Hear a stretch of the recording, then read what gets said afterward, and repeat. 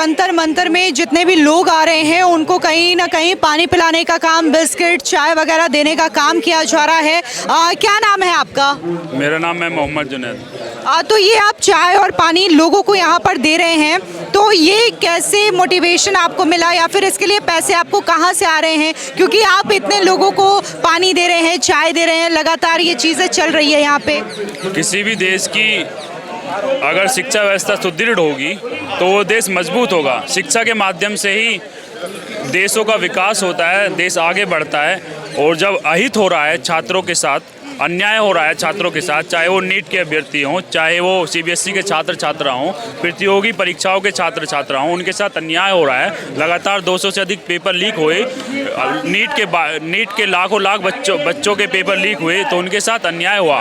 हम चाहते हैं उनको न्याय मिले। और धर्मेंद्र प्रधान जी अपनी अकाउंटेबिलिटी लीजिए और प्लीज़ इस्तीफ़ा दे दीजिए, आपसे नहीं हो पा रहा। हम तो ये चाहते हैं कि यहाँ की शिक्षा व्यवस्था ऐसी हो, टॉप रैंक में भारत की विश्वविद्यालय आएँ, हमारे यहाँ से लोग सबक लेकर जाएं, एक शिक्षा लेकर जाएं कि ये होते हैं विश्वविद्यालय, ऐसे हमें पढ़ाना चाहिए। हम क्यों दूसरों से सीखें, हमें दूसरों को सिखाना चाहिए। हम ऐसी शिक्षा व्यवस्था चाहते हैं और 0 पेपर लीक चाहते हैं। उसी के लिए विभिन्न प्रदेशों से, शहरों से, जिलों से लोग आए हैं। हमारा कर्तव्य उन सबको पानी देना, खाना देना। हम सब मिलजुल कर, हिंदू, मुस्लिम, सिख, ईसाई, हम किसी राजनीतिक प्रोपेगेंडा के लिए या किसी जाति धर्म के लिए यहाँ पर इकट्ठा नहीं हुए। हम छात्रों के हित के लिए लगातार संघर्षरत हैं और हम अपनी जायज़ मांग को लेकर आए हैं। ये हमारे शर्मा जी हैं, नीरज भाई, ये हमारी मुस्लिम बहन है, कोई सिख भाई हैं, सब मिलजुल कर सब काम कर रहे हैं। लेकिन ये सवाल भी है क्योंकि बहुत ज़्यादा संख्या में लोग आते हैं तो उनको प्रोवाइड करने के लिए बहुत ज़्यादा पैसा भी इसमें लगता है, तो वो पैसे आप ही लोग लगाते हैं या फिर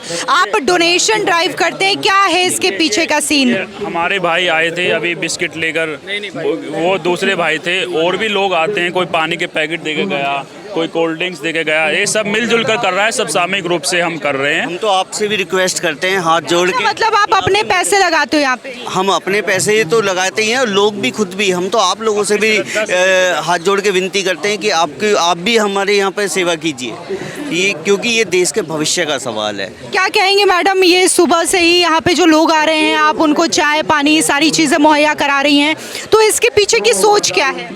इसके पीछे की सोच सिर्फ यही है कि बच्चों का भविष्य किधर जा रहा है। आखिर अगर सरकार आप भी नहीं जागेगी तो कब जागेगी? तो इसके लिए पैसे वगैरह कहाँ से आते हैं? पैसे कहीं से नहीं आ रहे, पैसे हम खुद अपना खर्चा कर रहे हैं और हमारे भाई हैं, सब मिलजुल करके ही यहाँ पर पानी हो, खाना हो, कुछ भी उसका हम अरेंज कर रहे हैं यहाँ पर। तो ये कब से चलता है? मतलब सुबह से शुरू हो जाता है, रात को भी चलता है? क्योंकि प्रोटेस्ट जो है ऐसे ही चल रहा है 20 तारीख। ये कंटिन्यू चल रहा है, ये कोई इसमें कोई अंत नहीं है। ये पूरा कंटिन्यू सुबह से लेकर रात तक, रात से लेकर सुबह तक ये कंटिन्यू चल रहा है। जिस भाई से, जिस बहन से जो भी हो रहा है, सब मिलजुल करके यहाँ पे खाने का सब व्यवस्था पूरी कर रहे हैं। तो यहाँ पे जो है तमाम जो खाने पीने की चीज़ें यहाँ से प्रोवाइड करवाई जाती है और वहाँ पर आप देख सकते हैं कि अभिजीत दिपके जो है वो भाषण दे रहे हैं। लेकिन यहाँ पर जिस भीड़ की उम्मीद की जा रही थी, क्योंकि आप सोशल मीडिया पर देखेंगे बहुत ज़्यादा इनके फॉलोअर्स हैं, लेकिन वो फॉलोअर्स जो है वो ग्राउंड पे आपको इतने ज़्यादा नज़र नहीं आ रहे हैं। मिलियंस में फॉलोअर्स है कॉकरोच जनता पार्टी के, लेकिन वो भीड़ में ग्राउंड पे तब्दील नहीं हुई है। ऐसे ही लोगों से हम बात करेंगे और जानने की कोशिश करेंगे इसको लेकर के। ये डस्टबिन है और इस डस्टबिन के आसपास देख लीजिए कितना कूड़ा जमा है। भले ही हमारे भारत की जेंजी जो है वो सरकार को हर महीने में जिम्मेदार ठहराएगी, लेकिन साफ सफाई को लेकर के खुद जिम्मेदारी नहीं लेगी। यहाँ पर विरोध प्रदर्शन करने के लिए आई है, लेकिन कूड़े को लेकर के जिस तरीके से यहाँ पे फैलाया जा रहा है उसके बारे में बात नहीं करेगी। वहाँ पे आप डस्टबिन देखेंगे, वहाँ पे भी कूड़ा इसी तरीके से पसरा हुआ है। और भी तस्वीरें हम आपको दिखाते हैं। नेपाल का जेंजी अगर आंदोलन करता है तो अगली सुबह उठ करके वो सड़कों को भी साफ करता है और इसी के साथ ही वहाँ पर जो कूड़े होते हैं उसे भी साफ करता है। लेकिन यहाँ के जेंजी जो है वो प्रदर्शन करते हैं, लेकिन ऐसे ही कूड़ा छोड़ करके चले जाते हैं।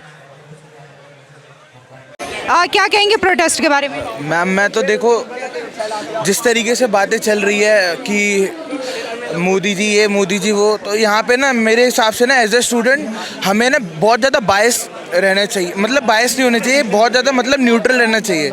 हमें गवर्नमेंट से मतलब नहीं है, हमें हमारी चीज़ें परफेक्ट मिलनी चाहिए।